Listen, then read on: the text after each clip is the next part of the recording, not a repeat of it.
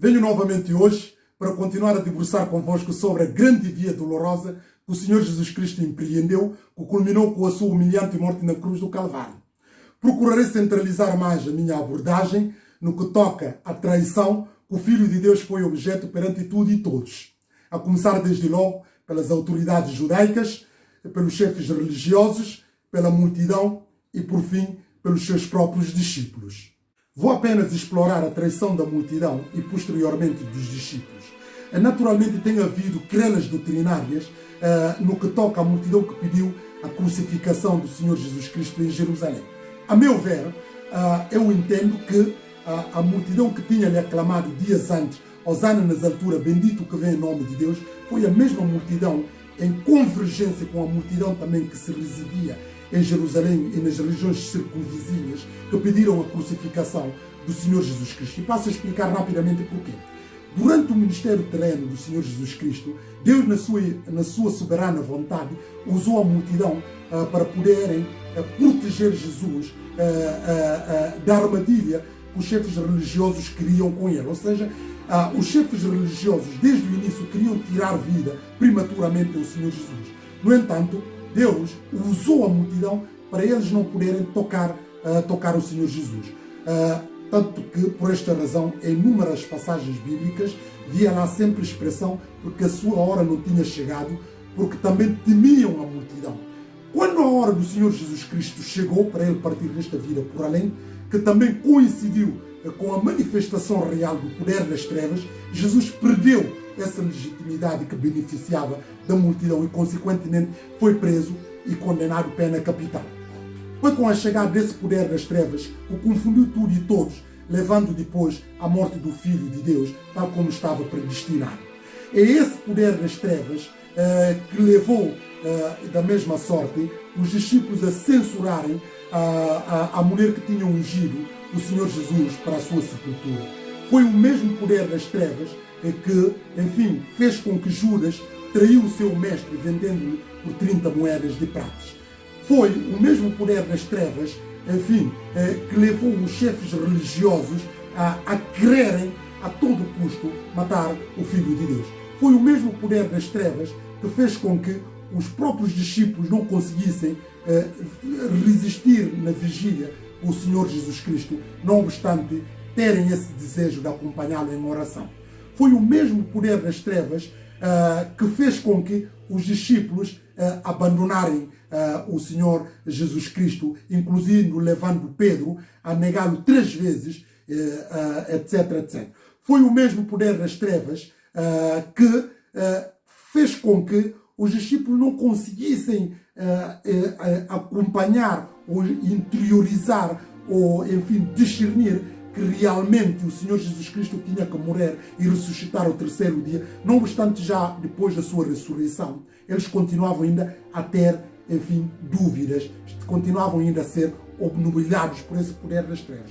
Aliás, a manifestação visível desse poder das trevas vai se evidenciar a quando da crucificação do Senhor Jesus Cristo, porque diz as Escrituras Sagradas, desde a hora 6ª até a hora 9ª, houve escuridão. Ou seja, nós vemos aqui a manifestação clara desse poder das trevas que ia dando sinais a quando, enfim, da prisão do Senhor Jesus Cristo. Esse poder das trevas só se esvaneceu nos discípulos quando eles abriram os olhos e começaram a interiorizar que o Messias tinha que padecer e ser morto e ressuscitar ao 3º dia.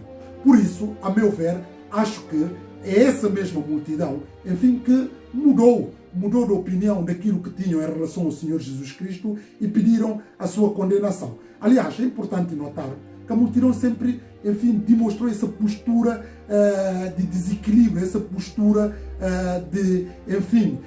de alterar-se, esta postura, enfim, de não ser firme naquilo que são os desígnios do Senhor Jesus. Eles acompanhavam Jesus, mas, no entanto, em determinadas ocasiões, eles até tiveram que voltar atrás. Por isso, não temos que admirar eles voltarem novamente a mudar desta posição. Contra-argumentando, por exemplo, as pessoas, os biblistas que têm entendimento que não é a mesma multidão que tinha entrado com eles em Jerusalém. Desde logo dizer que Não faz sentido a multidão acompanhar o Senhor Jesus Cristo até Jerusalém para assistir à Páscoa judaica e não permanecer ali, uma vez que esse efeméride era do mais importante dos judeus, do povo judeu. Razão pela qual eles não só iam celebrar a Páscoa judaica, como também iam aproveitar a ocasião ali para ficar mais algum tempo, porque normalmente alguns saíram desde a Galileia para fazer essa viagem até Jerusalém. Não faz sentido para eles chegarem, entrarem triunfalmente com o Senhor Jesus Cristo em Jerusalém, para depois voltarem para as suas terras. Não faz sentido. Também há um outro argumento que nós podemos tocar aqui. Se realmente essa multidão não é a mesma multidão, vamos partir do princípio que mesmo em Israel, mesmo em Jerusalém, Jesus tinha muitos discípulos, como eu estava a dizer, que lhe consideravam como um dos grandes figuras no panorama de Israel. Por que essa gente, por exemplo, não vieram para defender o Senhor Jesus Cristo, da injustiça que ele estava a ser? Aliás, tanto que por essa razão que Pilatos sabia da simpatia que Jesus gozava perante a multidão, que ele usou aqui uma prerrogativa que não era comum no tempo, de pôr a própria multidão como juiz. Mas nós vemos, apesar disto tudo, a multidão foi unânime em pedir a crucificação do Senhor Jesus. Foi por isso que o Senhor Jesus Cristo foi traído pela esta multidão, pelos chefes religiosos, pelos seus discípulos e por tudo e todos, acabando, enfim, com a sua morte, tal como eu tinha dito, que já estava planeado antes da fundação do mundo. E esta traição também remete-nos por aquilo que tem sido a reiterada traição daqueles que realmente falam em nome, que usam capa cristã, mas que muitas das vezes traem o Senhor Jesus. Todos nós caímos ou somos suscetíveis a cair nessas traições que muitos vão fazendo em relação ao Senhor Jesus. Todos nós traímos o Senhor Jesus. A partir do momento que nós não comungamos, não procuramos viver integralmente, pelo menos falando daqueles que são cristãos, não procuram viver aquilo que são os ideais da palavra de Deus, daquilo que são os preceitos impolutos das Escrituras Sagradas, estamos a trair o Senhor Jesus. Mas muito mais do que trair o Senhor Jesus, é de nós termos a consciência de que nós não estamos no caminho certo e recorrer ao perdão.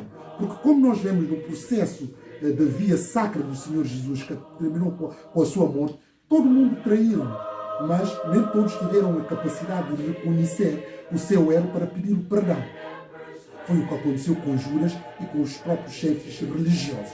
Mas, no entanto, nós vemos, a começar pelos discípulos e também o próprio Pedro, que traiu o Senhor Jesus, mas reconheceu e pediu perdão e foram perdoados. E esse também é um desafio que nós somos lançados. O ideal é nós não trairmos o Senhor Jesus Cristo.